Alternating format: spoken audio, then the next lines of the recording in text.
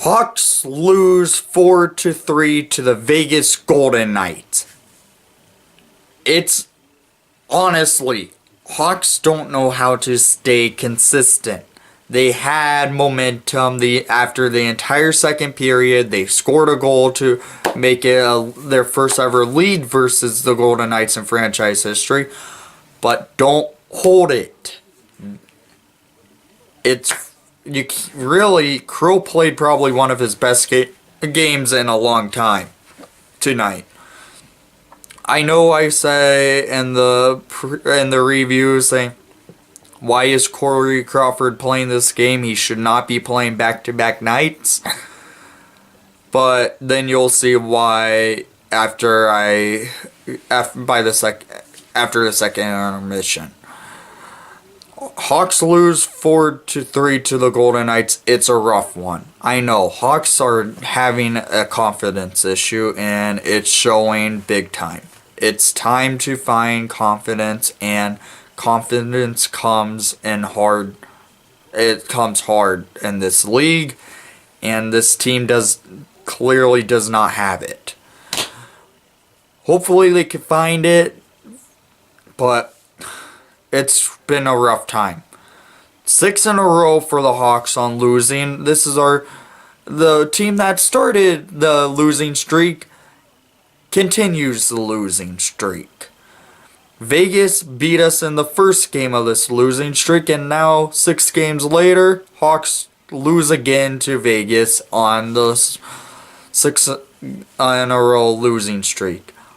I don't know when we will end it. Maybe Sunday. We do play the Montreal Canadiens. I know they've had a good season, but Corey Crawford does play really well against the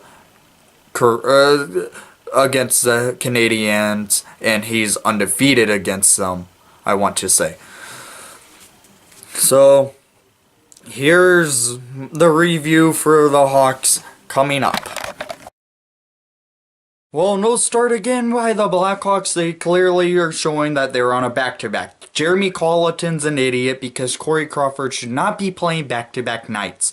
The Blackhawks go down 2-0 10 minutes into the game.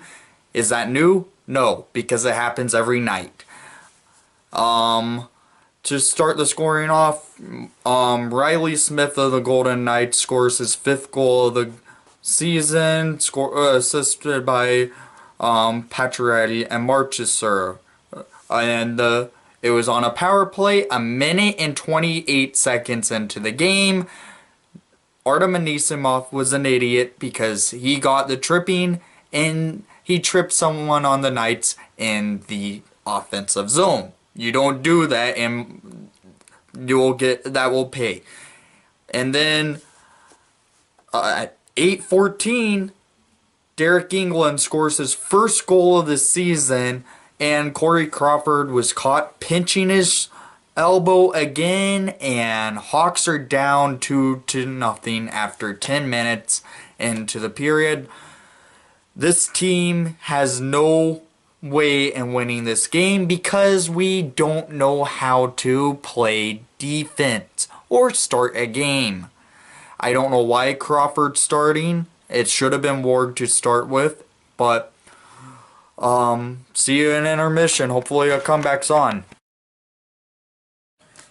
Well, it's intermission time in the Blackhawks Golden Knights, and the Hawks are still losing 2-0. No goals since the Derek England goal 8 minutes into the game, and yet the Hawks had 2 power plays and did nothing on them. Is that normal? Yes, because they don't know how to score on a power play, nor do they know how to get a man up front of the net. That's an issue with this team. That's why they have the worst power play in the NHL. It's a joke. Corey Crawford actually played solid after letting in that terrible goal from Derek England. But up front of him, the Hawks have been lackluster and have not been anywhere to be found. There was no defense. Brent Seabrook was caught standing around doing nothing. Crows stood up on his head. virtually the entire period after letting in that terrible goal by England. But being down to nothing gives us the shots from the period. Vegas had a total of 15 shots on net. The Hawks had 10. It's looking like the Hawks are going to lose. As I said in my preview, the Hawks are most likely going to lose this game because they don't know how to play a full game, nor do they know how to play consistently. Jeremy Colleton, I don't understand why Corey Crawford is in net, because he played last night and he faced a lot of shots last night. Cam Ward should have been our starter, and if I can see if Crow lets in another goal in the next period, I'll put in Cam Morgan to finish up the game because Crow should not be playing back-to-back nights. It's a flippin' joke. So we'll see you at the 10-minute mark in the second period. Hopefully, maybe some goals reported by the Hawks. Well, it's after 10 minutes in the first period, and the Hawks managed to score a goal. 4 minutes into the second period, Jonathan Toews scores a goal right on the doorstep behind the net, flips it behind Marc-Andre Fleury to make it a one-goal game. Taser makes it a one-goal game. That's a good one. It's his 13th goal of the season. I want to say it was assisted by, could be mistaken, it could have been unassisted. Okay, it was assisted by David Camp and Duncan Keith. Keith with his 11th this season, and Camper with his 6th of the season. And there's been a lot of penalties this period. They had a 4-on-4, well, Hawks had a power play for about 33 seconds. Then went 4-on-4 for about a minute 33. Hawks then had to kill 30 seconds of a power play. Killed it. And Crawford with some... Here we go. Big save by Crawford! Basically in a few moments. Let's hope we can tie it up, and let's go Hawks. Well, it's intermission time.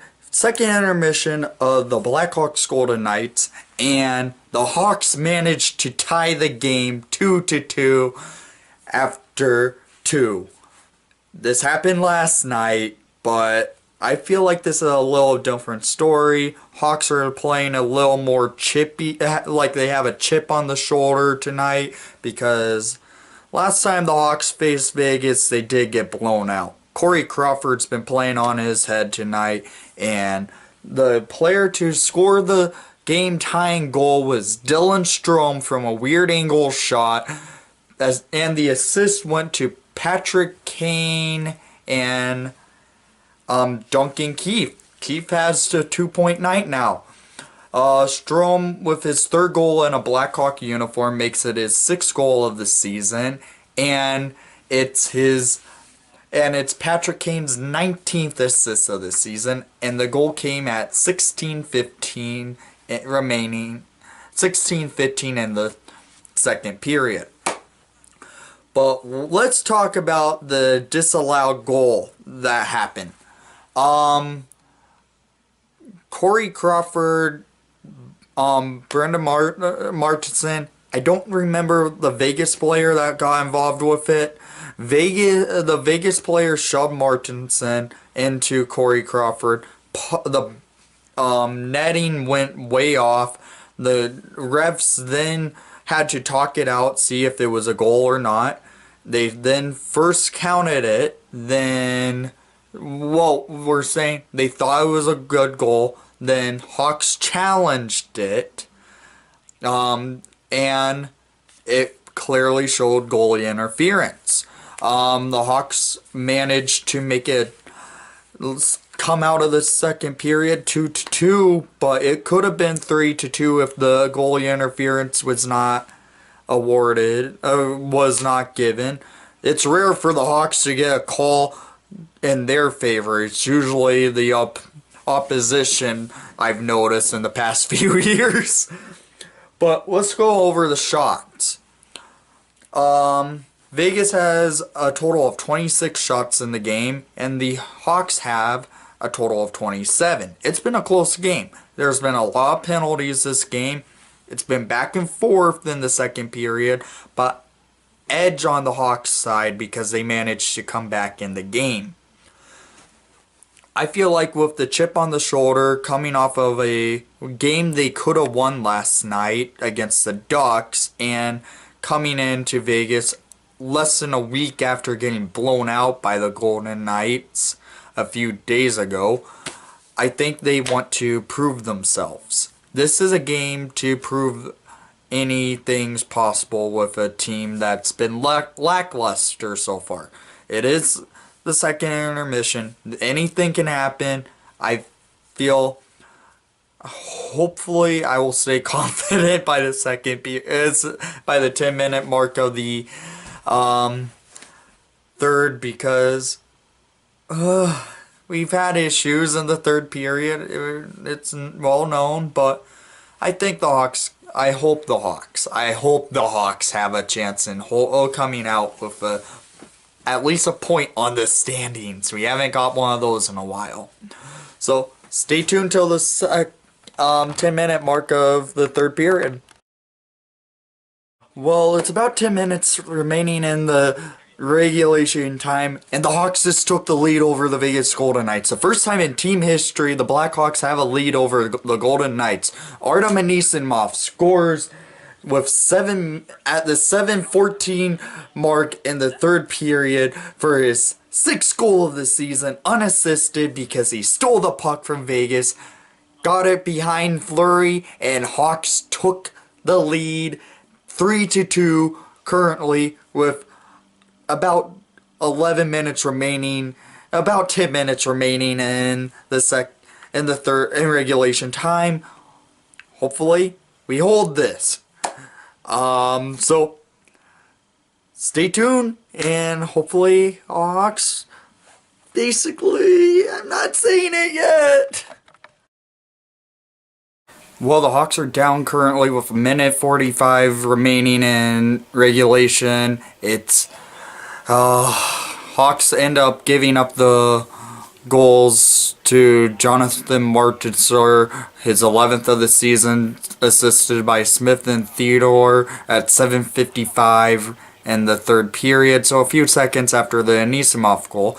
Then about 15 seconds after the Martinsor goal, Alex Tuch scores to make it 4-3. Hawks need to score here, so I'm leaving the broadcast on for the last minute. Hopefully we can score with the empty net.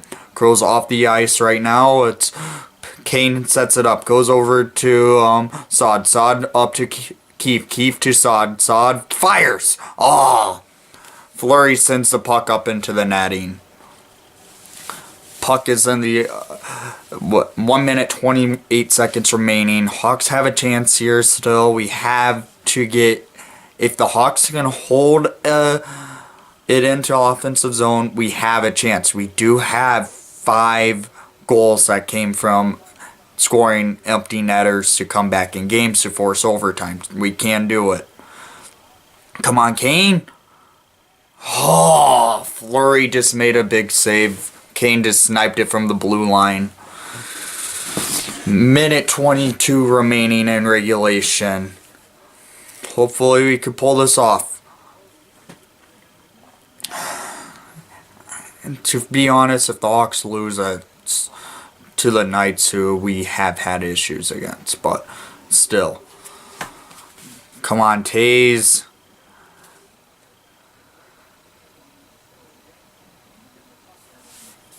Taze has the puck behind the net, goes over to Gusterson. Gusterson feeds it to Keefe. Keefe to Gus! It was blocked. Gusterson kept it on the offensive zone. Kane behind Fleury. Kane sends it to Taze. Taze sets it to Gusterson. Gusterson to Taze! Taze has the puck and battles. 50 seconds remaining. And Off the post for Golden Knights. The Hawks still have a chance. It's still 4-3. I thought that was going to be an empty netter. It looked like it from the angle it was going. Gustafsson to Kane. Kane fires. Oh, come on, DeBrincat. DeBrincat to Keith. Keith sets it. Goes over to Gustafsson. Gustafsson to Kane. Kane gets held. Come on, Strome. That's going to be probably game. 7, 6, 5, 4, 3, 2, 1, and the Hawks lose to the Vegas Golden Knights 4-3.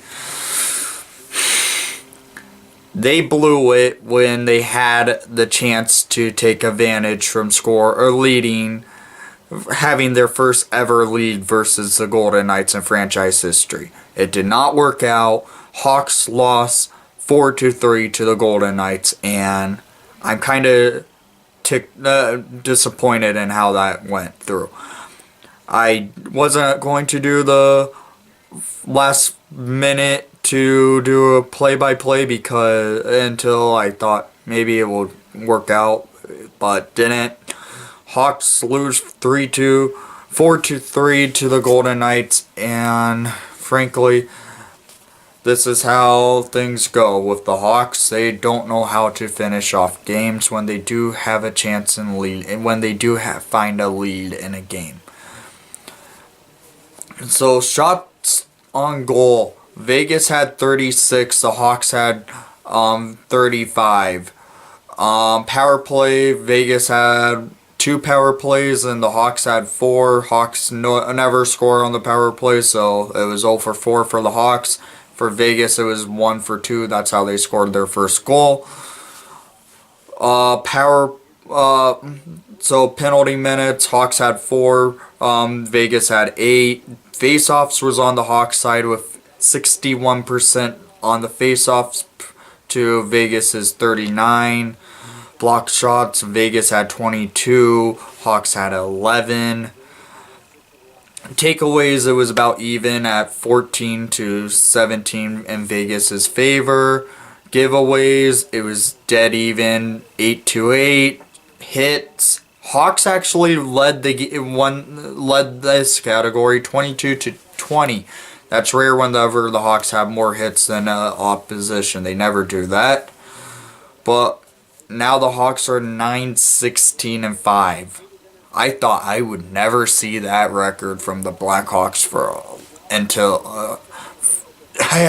for a long time, because honestly, you rarely see this. This is our 6th loss in a row.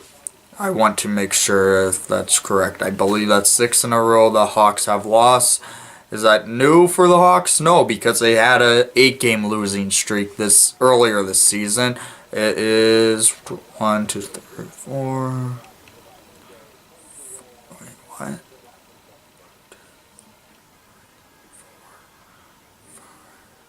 Yes, it's our 6th in a row that we've lost. And to start this losing streak, it came from Vegas. And we have not found a chance to win a game since. We have a chance on Sunday, because Corey Crawford should be playing Sunday, and it's against his hometown team in the Montreal Canadiens, and Crow has his best numbers against the Habs. So leave a comment down below what's your takes from this game. But most of all, let's go Hawks.